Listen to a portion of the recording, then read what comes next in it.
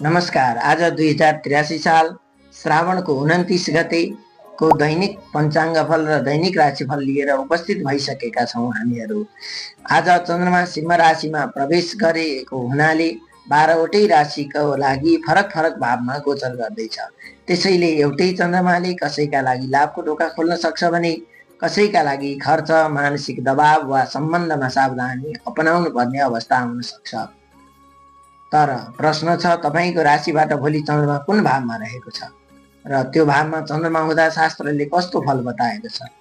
आज हामी केवल अनुमान होइन, चन्द्र गोचरको भावगत सिद्धान्तलाई आधार बनाएर बृहत्पारा, सरोहरा शास्त्र र फलदीपिकाका आधारमा 12वटै राशिको राशिफल, त्यस पश्चात आजको भाग्यशाली राशि र विशेष सावधानी अपनाउनु पर्ने राशि समेत बताउँछौँ। त्यस्तै सर्वप्रथम पञ्चाङ्ग फल बताउनेछौँ। पञ्चाङ्ग फल श्रवण गर्नाले मात्रै पनि दिन शुभ हुने कुरा शास्त्रहरूमा बताइएको छ। त्यसैले अब सुरु गरौँ आजको पञ्चाङ्ग फलबाट। आज मिति 2083 साल श्रावणको 29 गते शुक्रबार रहेको छ भने ईस्वी सम्वत 14 अगस्त 2026 रहेको छ। आज शुक्रबार रहेको छ भने श्रावण शुक्ल पक्षको द्वितीया तिथि रहेको छ। त्यस्तै मघा नक्षत्र रहेको छ भनेदेखि परिग योग बालवकरण रहेको छ। त्यस्तै चन्द्रमा आज सिंह राशिमा गोचर गर्दै हुनुहुन्छ भने सूर्योदय बिहान 5:34 भएको छ। त्यस्तै सूर्यास्त 6:41 हुनेछ। त्यस्तै आजको दिनमान 13 घडी 7 पला आसपास रहेको छ।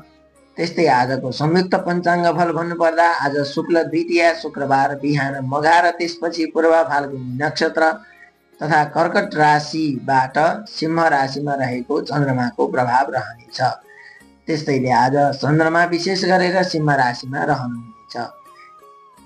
मघा नक्षत्रको सम्बन्ध पूर्वज, परम्परा, सम्मान, पद तथा अधिकारसँग जोडिन्छ भने पूर्व फाल्गुनीमा प्रवेशपछि सुख सम्बन्ध, सृजनशीलता, कला तथा सामाजिक मेलमिलापका विषय सक्रिय हुनेछन्। परिग योगले केही काममा अवरोध वा पुनर्विचारको सङ्केत दिन सक्छ भने शिवयोग समेत सुरु भएपछि शान्तिपूर्ण तथा शुभ कार्यका लागि वातावरण तुलनात्मक रूपमा सहज बन्दै जानेछ। त्यस्तै आजको दिन अधिकारभन्दा विनम्रता, आवेगभन्दा विवेक र बोलीभन्दा व्यवहारलाई प्राथमिकता दिनुपर्ने कुरा पञ्चाङ्ग फलबाट देखिन्छ।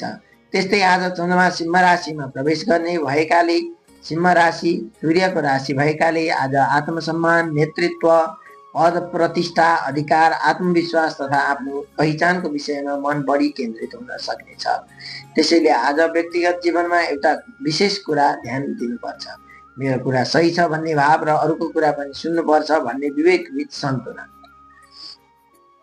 आउनुहोस् अब सुरु गरौँ आज मेषदेखि मीन राशिसम्मका जातकहरूलाई के कस्तो दिन रहन्छ त। आज मेष राशि हुनेहरूका लागि चन्द्रमा पञ्चम भावमा परेकाले पञ्चम भाव विद्या, बुद्धि, शिक्षा, सन्तान, प्रेम, सृजनशीलता, मन्त्र तथा पूर्व पुण्यको भाव सक्रिय हुने देखिन्छ। त्यसैले आज मेष राशिका लागि निकै राम्रो मानसिक सक्रियता देखिन्छ।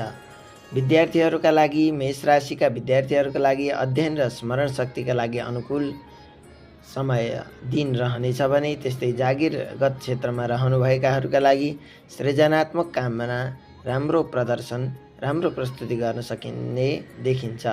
त्यस्तै व्यवसायमा लाग्नुभएकाहरूका लागि नयाँ योजना सोच्न सकिने रहेको दिन रहेको छ भने आर्थिक क्षेत्रमा लाग्नुभएकाहरूका लागि बुद्धि प्रयोग गरेर अवसर पहिचान गर्न सकिने दिन रहेको छ। त्यस्तै पारिवारिक रूपमा सन्तानसँग सुखद समय बिताउन सकिने दिन रहेको छ भने स्वास्थ्यगत रूपमा, मानसिक रूपमा उत्साही अथवा एकदमै राम्रो हुने दिन रहेको छ। त्यसैले आज हजुरहरूको मन र बुद्धिको सक्रियता बढ्ने दिन रहेको छ। तर प्रेम वा आर्थिक विषयमा अत्यधिक भावनात्मक रूपमा अगाडि नबढ्नुहोला, सोचेर विचार गरेर मात्रै अगाडि बढ्नुहोला। त्यस्तै आज हजुरहरूका लागि शुभ रङको रूपमा सुनौलो रङ शुभ। वृष राशि। आज वृष राशि हुनेहरूका लागि चन्द्रमा चतुर्थ भावमा चौथो भावमा परेको हुनाले चतुर्थ भाव सुख, गृह, माता, भूमि, वाहन, मानसिक शान्ति र आत्मिक उन्नतिको भावसँग सम्बन्धित वा सक्रियता देखिन्छ। अर्थात् आज घर परिवारतर्फ ध्यान जान सक्नेछ भने घरमा नयाँ वस्तु जोड्न सकिनेछ। जग्गा जमिन सम्बन्धी कारोबार बन्नेछ। त्यस्तै कामभन्दा घरको विषयले ध्यान तान्न सक्नेछ। व्यावसायिक क्षेत्रमा लाग्नुहुनेहरूका लागि घरबाटै गरिने काममा प्रगति हुनेछ भने आर्थिक क्षेत्रमा हुनुभएकाहरूका लागि अर्थगत क्षेत्रमा राम्रो हुने, त्यस्तै घर र वाहन सम्बन्धी खर्च हुन सक्ने दिन रहेको छ। पारिवारिक रूपमा माता तथा परिवारका सदस्यका साथ उपयोगी दिन रहनेछ भने स्वास्थ्यगत रूपमा मानसिक आराम आवश्यक रहनेछ। तर घरको सानो विषयलाई मनमा धेरै रूपमा नलिनुहुन सावधानी गरिन्छ भने आज हजुरहरूका लागि सेतो रङ शुभ रङको रूपमा रहेको छ। मिथुन राशि हुनेहरूका लागि आज चन्द्रमा तृतीय भावमा परेको हुनाले तृतीय भाव पराक्रम, साहस, सञ्चार, लेखन, भाइ बहिनी र प्रयाससँग सम्बन्धित भाव हो। त्यसैले आज आफ्नो प्रयासबाट काम निकाल्ने दिन देखिन्छ। आज आफूले सोच्नुभएको कामहरू बन्ने, आफूले सोचेका कामहरूमा थालनी हुने दिन रहेको छ। त्यस्तै व्यावसायिक रूपमा व्यवसायमा लाग्नुहुनेहरूका लागि प्रचार प्रसार र सम्पर्कबाट लाभ मिल्नेछ भने जागिरगत क्षेत्रमा सञ्चारमा सफलता मिल्नेछ। त्यस्तै विद्यार्थीहरूका लागि लेखन तथा प्रस्तुतिकरणमा राम्रो सुअवसर प्राप्त हुनेछ भने आर्थिक क्षेत्रमा प्रयासबाट नयाँ अवसर प्राप्त हुनेछ। तर हतारमा बोलिएको शब्दले विवाद ननिम्त्याओस् भनी सावधान समेत गराइन्छ। त्यस्तै आज मिथुन राशिहरूका लागि शुभ रङको रूपमा हरियो रङ रहेको छ। कर्कट राशि हुनेहरूका लागि आज चन्द्रमा द्वितीय भावमा परेको हुनाले द्वितीय भाव धन, बाणी, कुटुम्ब र सञ्चित सम्पत्तिको भाव हो। आर्थिक तथा पारिवारिक विषयमा आजको दिन महत्त्वपूर्ण रहने देखिन्छ भने भोलिको विषयलाई लिएर समेत महत्त्वपूर्ण दिन रहेको छ। आर्थिक रूपमा बचत र आर्थिक योजना बनाउन राम्रो दिन रहेको छ भने धन सञ्चयमा वृद्धि हुनेछ। व्यावसायिक रूपमा बाणीबाट ग्राहक प्रभावित गर्न सकिने दिन रहेको छ भने पारिवारिक रूपमा परिवारसँग महत्त्वपूर्ण छलफल र परिवारमा नयाँ सदस्यको आगमन समेत हुने दिन रहेको छ। जागिरगत क्षेत्रमा बोल्ने शैलीले प्रभाव पार्ने देखिन्छ। आफ्नो बाणीमा संयमितता राख्दै अगाडि बढ्नु भएमा आजको दिन हजुरहरूका लागि कर्कट राशि हुनेहरूका लागि अत्यन्त शुभ दिन रहेको छ। त्यस्तै आज कर्कट राशिका लागि शुभ रङको रूपमा सेतो रङ रहेको छ। सिंह राशि हुनेहरूका लागि चन्द्रमा आज प्रथम भावमा लग्नमै चन्द्रमासँगै परेको हुनाले आज चन्द्रमा आफ्नै राशिमा देखिन्छ। त्यसैले सिंह राशिका लागि चन्द्रबलको दृष्टिले विशेष दिन रहेको छ। मन सक्रिय रहनेछ, आत्मविश्वास बढ्नेछ र आफ्नो कामलाई अगाडि बढाउने इच्छा हुनेछ। मनमा केही अस्थिरताको वृद्धि समेत हुनेछ भने जागिरगत क्षेत्रमा नेतृत्व देखाउने सुअवसर प्राप्त हुनेछ। त्यस्तै व्यावसायिक क्षेत्रमा नयाँ निर्णय लिन सकिने अवस्था आउनेछ। नयाँ निर्णय तथा नयाँ कामको थालनी हुनेछ भने आर्थिक क्षेत्रमा नयाँ योजना बन्न सक्नेछ। त्यस्तै पारिवारिक रूपमा आफ्नो कुरा स्पष्ट राख्न सकिनेछ भने स्वास्थ्यगत क्षेत्रमा राम्रो ऊर्जा प्राप्त हुनेछ। तर अहङ्कार र आवेगमा निर्णय नलिनुहुन हजुरलाई सावधानी गराइन्छ भने आज हजुरहरूका लागि सुनौलो रङ शुभ रङको रूपमा रहेको छ। आज कन्या राशि हुनेहरूका लागि चन्द्रमा द्वादश भावमा परेको हुनाले द्वादश भाव व्यय, निद्रा, एकान्त, विदेश र अन्तर्मनसँग सम्बन्धित भाव भएका हुनाले आज खर्च र मानसिक थकानमा ध्यान दिनुहोला। खर्च बन्न सक्नेछ भने मानसिक थकान अथवा मनमा विविध कुराहरू खेल्न सक्नेछ। कुनै कुराले मानसिक तनाव दिन सक्नेछ। त्यस्तै हस्पिटल, टाढाको यात्रा आदि समेत हुनेछ भने आर्थिक रूपमा अनावश्यक खर्च बन्न सक्नेछ। यताउता डुल्नुपर्ने अवस्था आउन सक्नेछ भने जागिरगत क्षेत्रमा विश्रामको आवश्यकता पर्ने देखिन्छ।